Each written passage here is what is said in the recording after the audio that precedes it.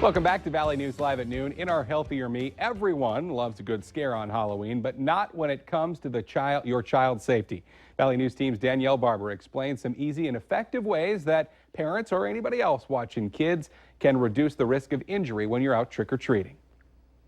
There's an increase of traffic. There's a lot of parents driving kids house to house, but then there's also a lot of kids that are running without their parents, so they might not be following all of the correct pedestrian rules. Kids are more than twice as likely to be hit by a car and killed on Halloween than any other day of the year.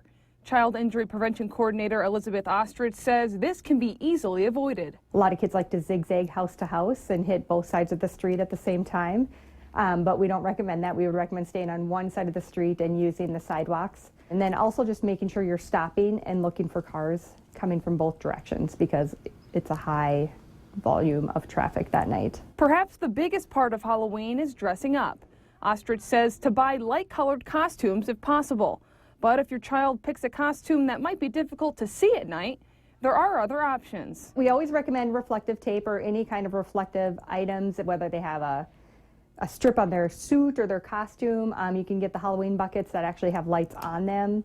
Having glow sticks or any kind of they have the glow necklaces and bracelets and stuff, so anything lit up that you can get your kid to wear. Some costumes may require a face mask, but because they can be a potential safety hazard, it's recommended that kids wear face paint instead. We don't want them to have big bulky masks on that they can't see the stairs below them or the sidewalk. Same thing, you want to make sure their costumes aren't too long so they're constantly tripping on them. Once the costumes are on, it's time for trick-or-treating. But as harmless as it sounds, even candy can pose a potential danger to kids. You look through and check all of your children's candy. Make sure there's no needles or if it looks suspicious. I know there's a lot of different drugs out there now that look like candy. If any candy wrappers are already open, throw it away. And don't eat any homemade treats unless you know the person you got them from. Danielle Barber, Valley News Live.